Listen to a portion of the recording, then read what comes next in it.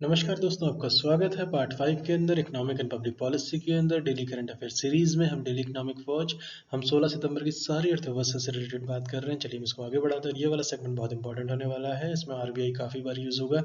चलिए हम इसको आगे देखते हैं। इसमें जो सबसे पहली न्यूज़ है वो ये है कि गवर्नमेंट जो है वो रीकैपिटलाइज करने जा रही है पीएसबीज को पब्लिक सेक्टर बैंक्स के अंदर Q4 के अंदर। ये 20,000 का हमने ये न्यूज़ पहले भी कवर की है। 20,000 करोड़ का जो है एक तरीके से इन्फ्यूज़ करने जा रही है ताकि रीकैपिटलाइजेशन ऑफ बॉन्ड्स हो सके दो इंटू स्टेट ओन्ड बैंक्स में Q4 के अंदर। मैंने पहले भी कहा है आपसे Q2 में आपको रिजल्ट जो होंगे वो थोड़े से आपको स्टेटिस्टिकल जगलेरी के तहत आपको थोड़े से सेटिस्फैक्टरी लग सकते हैं, लेकिन Q3 में हमें पता लगने लगेगा और Q4 में हम बुरी तरह एक्सपोज हो जाएंगे कि हमारी अर्थव्यवस्था कितने बड़े गड्ढे में ऑलरेडी जा चुकी है।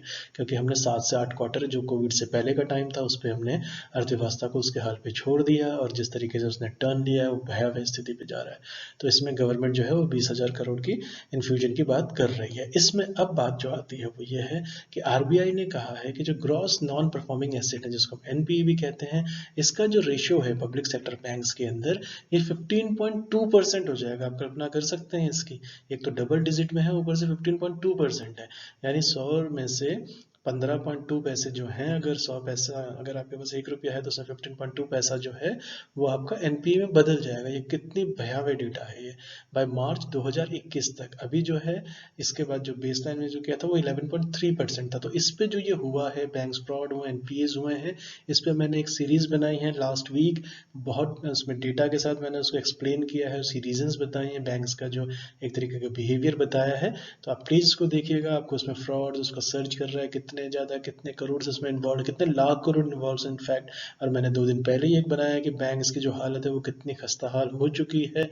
40 लाख करोड़ से 50 लाख करोड़ का जो एनपीए बनने की संभावना है, जो पैसा वापस नहीं आने वाला या आएगा तो बहुत कम आने वाला है, उसको लेकर जो सारी एनालिसिस हुई है। अभी आप इस फिगर से समझ सकते हैं जो आरबीआई कह रही 15.2% की कल्पना से परे है। चलिए इसको आगे देखते हैं।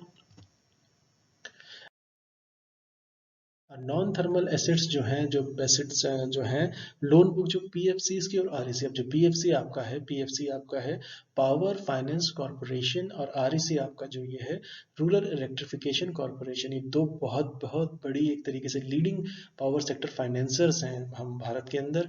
और ये विटनेस कर रहे हैं कि इनका जो लैंडिंग पोर्टफोलियो है उसमें थोड़ी तब्दीली आ रही है। जैसे पीएफसी का जो लैंडिंग है टीएनडी सेगमेंट के अंदर ये बढ़ गया है 387%। यानी ये एक तरीके से इनका एक तरीका ड्रेस्टिक शिफ्ट है ये लैंडिंग पोर्टफोलियो के अंदर पिछले 5 सालों के अंदर। और आरईसी का जो रूरल इलेक्ट्रिफिकेशन कॉर्पोरेशन है, इसका जो इंक्रीज कर गया है वो 43.12% कर गया है। तो ये आप याद रखिएगा, पीएफसी का आरईसी का कितना कितना परसेंट हुआ है, किस टीएनडी सेगमेंट के अंदर हुआ है, और ये दो बड़ी लीडिंग पावर सेक्टर फाइनेंसर्स हैं। चलिए इसको आगे देखते हैं। इसके बाद जो अगली न्यूज़ है, जैसा मैंने कहा था आरबीआई से रिलेटेड न्यूज़ है। आरबीआई ने एक तरीके से पुल अप किया है, एक तरीके से कसा है, एक तरीके से स्ट्रिक्टनेस जतलाई है अपनी नो अनक्लियर टर्म्स में। बहुत स्पष्ट तरीके से कहा है कि जो बैंक जो डिले कर रहे हैं ऑटोमेशन के लिए एनपीए रिकॉग्नाइजेशन प्रोसेस के अंदर। इस बात में बता दूं कि रघुराम राजन ने भी कहा था कि जो एनपीएस हो रहा है, जो बड़े बड़े डिफॉल्टर्स हैं, उनके नाम पब्लिक क्यों ना कर दिए जाएं। जिस तरीके से उनके पास थी लिस्ट और जिस तरीके से एनपीए रिकॉग्नाइजेशन प्रोसेस के अंदर है, उसमें भी एक डिबेट चली गई थी, वो कोर्ट्स भी चले गए थे, उसमें काफ़ी कुछ हुआ है उस मामले के अंदर। तो आरबीआई ने एक तरीके से बहुत स्ट्रिक्टली कहा है एनपीए का रिकॉग्नाइजेशन प्रोसेस के लिए बैंक क्यों नहीं ऑटोमेशन के लिए जाता। और बैंक ने आरबीआई ने ये भी कहा था अपनी एनुअल रिपोर्ट के अंदर, जो भी मैंने डिस्कस किया था डिटेल से, कि फॉरेंसिक ऑडिट एक दूसरे के साथ अब लेंडर्स मीट क्यों नहीं करते हैं। तो इसके जो अंदर इस तरह जो इंटरनल ऑडिट होता है उसमें क्यों नहीं पता चल पाता है आपको। तो ये सारी एकेडमिक सेंस में भी था, लेकिन आरबीआई थोड़ा सीरियस है। लेकिन एनपीए जो है ये 15.2 हमने जैसे पिछली न्यूज़ में हमने कवर किया है, तो इन्होंने बैंक को थोड़ा सा स्ट्रिक्टनेस दिखाई है। तो ऑटोमेशन इसका जल्दी किया जाए ताकि इससे filing returns with banking regulator थोड़ा आसान हो जाए। और इन्होंने ये कहा है कि ये सारा कुछ कंप्लाई विद द गाइडलाइंस हो जाने चाहिए 30 जून 2021 तक। तो आरबीआई बहुत सीरियस है इस मामले में। चलिए हम आगे देखते हैं। इसके बाद जो अगली न्यूज़ है वो ये है कि सुप्रीम कोर्ट, अब इसमें कह सकते हैं यूपीएससी के पर्सपेक्टिव से कि एग्जीक्यूटिव का फंक्शन अलग है, जुडिशरी का फंक्शन अलग है, एक दूसरे में कांस्टेंट ओवरलैप होता है।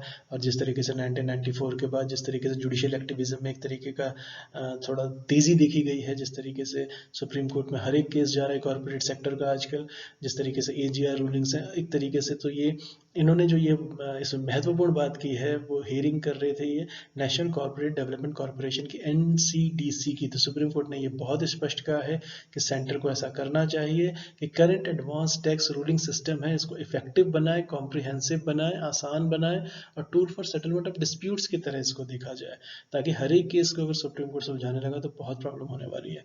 चलिए हम इसको आगे देखते हैं। चलिए, thank you so much for listening. नमस्कार दोस्तों।